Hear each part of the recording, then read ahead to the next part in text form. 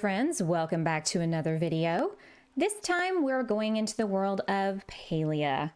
So those of you who have been longtime fans of the channel know that this was a game that I played in closed beta, and here we are with patch 0.180. So many new things have come out in the game recently. A bigger harvest house, we've got building blocks and tiles, we've got pathing, and as you can see in one of the more recent updates, lots and lots of flowers to use to decorate your plot. But this video is going to cover the building blocks and tiles, how to use them, how to get them, because it's going to open up a whole new world of creativity for people like myself who like to design and create things. And I figured, let's try this all out together and see what's what. First things first, how do we obtain the building blocks and tiles in order to get our creativity on?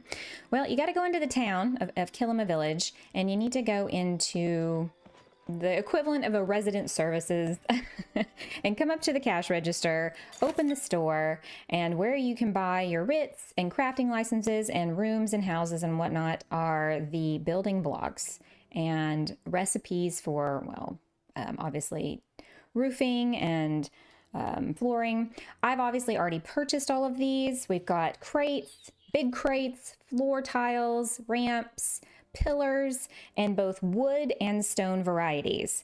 They all cost between 100 and 400 gold. Not too terribly bad. It's, you know, if you do a fishing session or a bug catching or hunting session, they're pretty easy to obtain. Now, in addition to the building blocks and tiles and pillars, there is a new harvest house, the Grand Harvest House, and it is 2 stories. It's going to set you back, I think, an hour and a half of crafting time, 225 sapwood, 80 stone bricks, and 15 glass panels. It's really cool. It has this like balcony, walkway area, and I've seen a lot of people using these new building blocks and tiles to create an attic loft up here, which was something we can maybe discuss and talk about a little later. The harvest house is 25,000 gold for the first time you buy it in the kind of resident services area there in town where we would obtain the building blocks and the building tiles. And yeah, it's a little pricey. It requires a lot of materials, but you know, it looks pretty impressive, and it looks like there's a lot you can do with it. I've just recently built mine, purchased it, and did all the materials. But don't worry, it is very easy to obtain sapwood and stone. In fact, I think it only took me about 10 minutes to get the required number of logs and stone pieces. But the one thing that will limit you is if you don't have a very you know, big crafting area. I have 1 sawmill and 1 smelter, and so it'll take a minute for me to get that handled. I already had a bit of a reserve for those things, so it definitely went a little faster than it could have. But yeah, this is the new Grand Harvest House, and the building blocks are being implemented in such really cool ways by adding an attic or other things. And let's go take a look at what those building blocks will look like. The first thing we've got to do is craft our materials. So we got to go over here to our crafting table, and here we have the big large stone. You can see it takes 8 bricks, or stone bricks, excuse me. The large crate, which takes 20 sapwood planks, and then the smaller building blocks take less, obviously. You've got the flooring, or the wall. You can use it as a floor. I think there's even walls, ramps. So you're going to need quite a bit of wood and stone. I would say do the collecting. Doesn't take terribly long. And then you'll have enough, hopefully, to start crafting your materials. So once you've got a few things crafted, you want to play around with it. You can set stuff out. The smaller crates take up 1 square tile in the game, which is a good reference point, obviously. Then we've got the ramp here, which takes up, it's a 1x2 square space taker, if you will. I've seen quite a few people using these in place of, you know, trying to make stairs. We've got some flooring here that you can put down either straight on the ground like that, or on top. Now, I have it set right now to snap to the grid. That'll help you kind of snap things where they need to go. But you can, my key binding is to press Z to change it to where I can precisely move it. I think the trick here, especially if you're building something and you want things to be centered, probably leaving it at snap to grid is the best way to go, unless you're doing any kind of fine tuning. But anything, once you get it connected, you don't even really need support. As long as there's something sitting on the ground, you can put your tile, just connect it to it, no problems. I do think that the way they've done this is really, you know, fairly easy. I mean, I'm sure there's some fiddling that will go on and take some, you know, getting used to. If you're used to other building games, you know, they'll definitely maybe have a little bit of a learning curve. But what I have found when I've played around with it is that it's fairly easy. Really, you're only limited by your own imagination. Now, there are some things like the pillar here, as you can see, is kind of floating off of that flooring piece. It's not too terribly noticeable. I also have seen when I put them inside that they don't exactly like bump up against the wall perfectly flush. Again, that's just one of those things that, you know, if it doesn't bother you, you know, you can put some stuff in front of it and you wouldn't really notice it. As far as I'm aware that I've been able to find, you cannot put any kind of wallpaper on these walls or flooring down on top of the flooring tiles, but I have not experimented with that too terribly much. I think it would be kind of cool to make your own little obstacle course on one of your housing plots with some of this stuff. I could see that being a thing. I've seen a lot of people making tree houses. And then also another favorite thing is over here where we have these little pond areas on our plots, people building little fishing shanties that kind of go into the water. The trick there is to start where your plot is. So if you put some sort of a support here and started building out, you could essentially go out into the water without any kind of hacks or forcing the issue or, you know, anything like that. So here, let's demonstrate. This is the very corner of my plot. This is the very far end of where I can place things. So let's just start seeing how far out we can go. I've seen people get really creative. Where's my stuff? There we go. Apparently, you do not need a tremendous amount of supports. In fact, as long as you have one thing over here, the rest of your stuff will just connect right onto it. I mean, obviously for aesthetic purposes, you can put pillars down. But unfortunately, I mean, you can put them up here, but you cannot put them down on the ground. So what you're going to want to do is, you know, put things over here where you can, and then stretch out the deck out here. Maybe eventually they'll give us a little bit more room for things like this, because obviously, you know, you might want to make it look like an actual deck, but you can only start from where your plot is and go out from there and continue to connect onto the edge of whatever you've started building. And so if you've seen somebody doing that, I'm having issues getting it to place because I'm not standing in the right spot. There you go. If you've seen somebody and they have a plot that goes, or they've got a building that goes out into their little pond area, well, this is how they achieved it. And you can see here, as long as one corner or some piece is connected to one support on the ground, the whole rest of it will stand up. Now, it defies the laws of physics, but that's okay. We're gaming. Who cares, right? That's what makes it fun.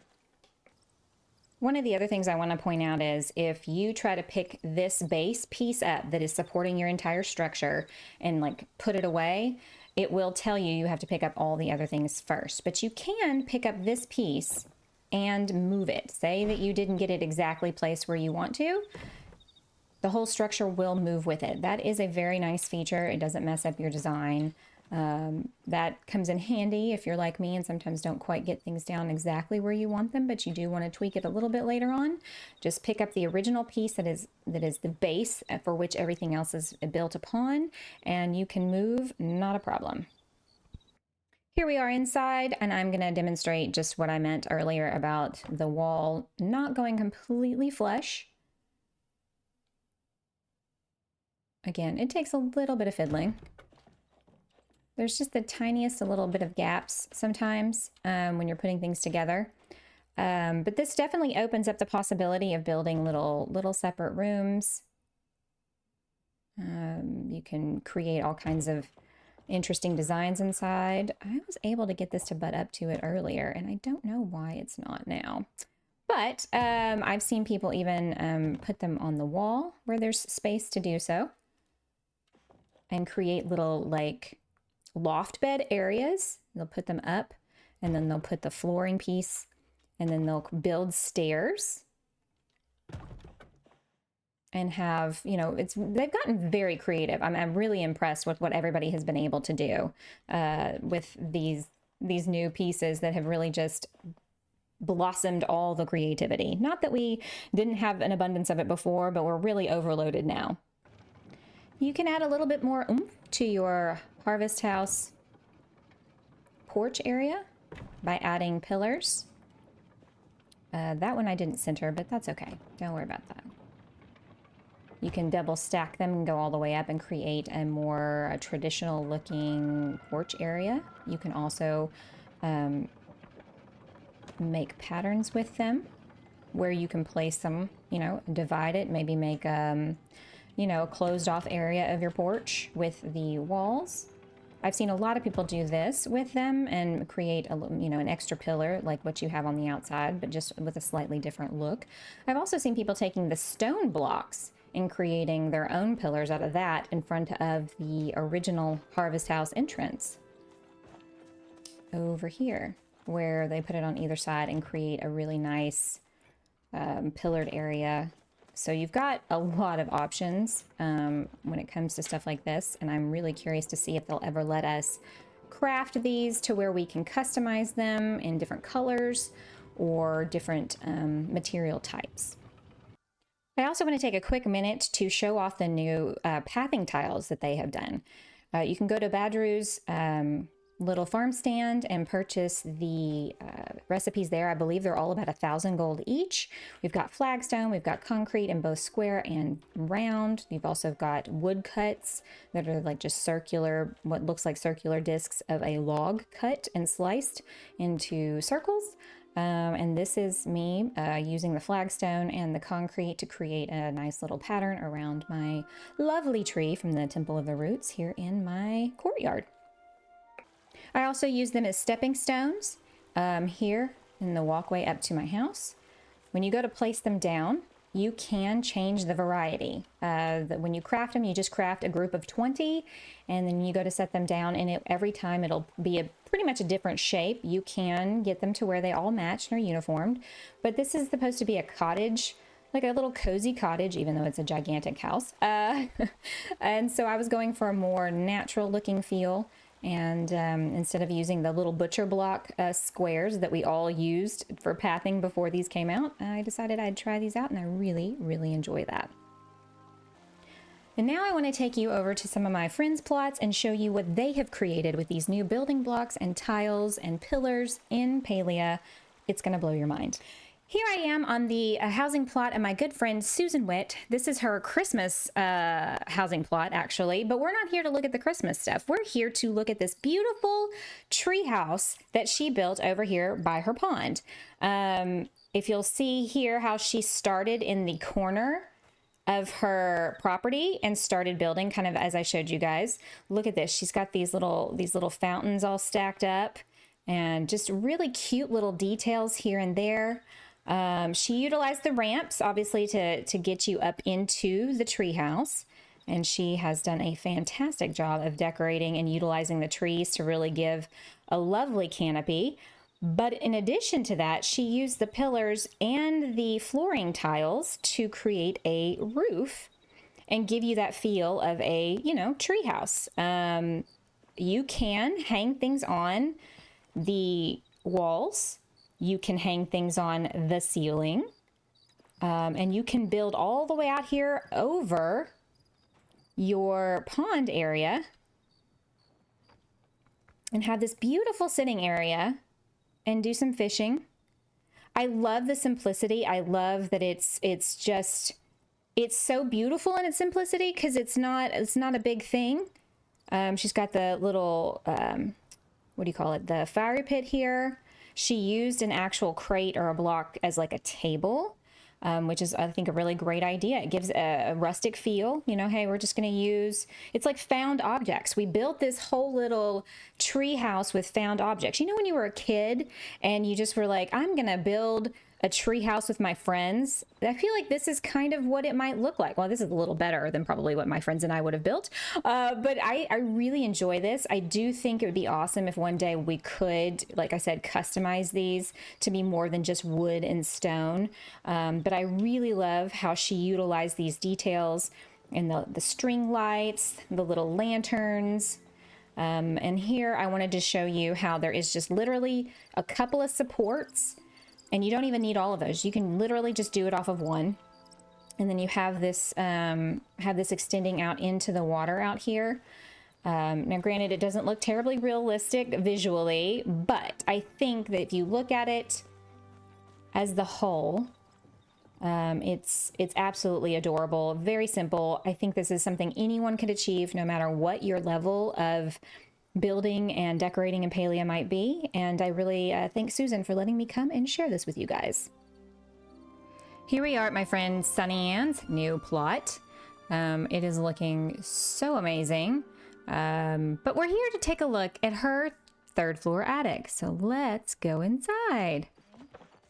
But we're here to take a look at there she is, this lovely staircase that she built going up to her attic loft. Now this was all done with the new building blocks and flooring and tiles and pillars.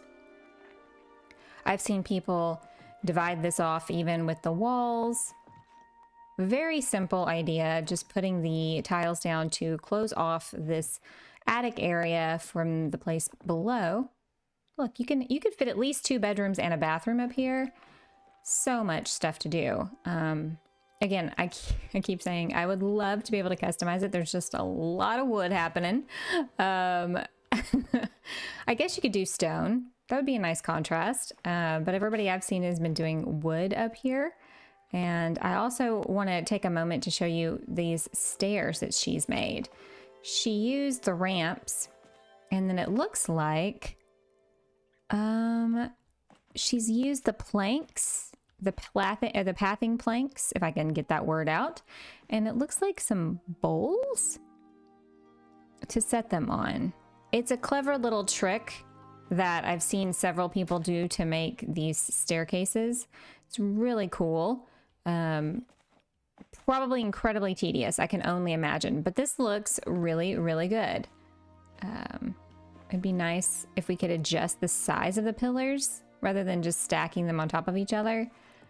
But, you know, that's what we've got to do for now. Pretty neat, right? I'm in love with this staircase. She did such a good job. It looks very natural. And then again, you have this wonderful loft area that, you know, obviously she's got pretty bare at the moment, but I've seen so many different things where people divide the room off and it looks fantastic. But I also like this big open space as well. I've seen people build fake fireplaces and different things like that in this area, and it just really, it's really something. Another thing I wanted to show y'all were these building blocks. She's put flowers on top of them. You can put just about anything, and I think they look like really cool, like concrete planters. This was a pathing that I neglected to mention a little while ago. This brick, not cobblestone, but like terracotta pathing. Really, really pretty. I have not figured out a way to utilize it myself just yet, but I do plan on using it something soon. So thanks, SunnyAnn, for letting us come and check out your attic space. And here I am on my dear friend StephFaFa's housing plot, and I had to right away show you guys this amazing pathway that she made. She said she broke her item limit by putting this down, but oh my God, is it worth it? The pathing is a new feature in this 0.180 update, and these rocks are part of the spring update 0179. And wow, just wow, look at that. I mean, I never doubted in a moment that Steph was a very talented, but this just blows anything I have done so far out of the water. I had to come and pop over and take a look at this and show you guys, like, look at that. Amazing. Well, there you have it, folks. A very simple look at the new building blocks, pathing tiles, floors, walls, and pillars, and ramps that the game now offers. I will hopefully be building some cool things on live streams for Palia, and probably releasing a speed build to figure out how to utilize these and build an actual structure in the next video. Fingers crossed anyway, that's the plan. Thanks for joining me on this little journey and for the little tours that we just went on, and I hope it was helpful and informative to you. If you like this video, please consider subscribing to the channel, hitting that like button, and leave a comment down below so I know that this is stuff you guys are looking to see. Anyway, I hope you guys have a great rest of your day or evening, wherever you are in the world. And as always, be kind to yourselves, be kind to others, and I'll catch y'all in the next one.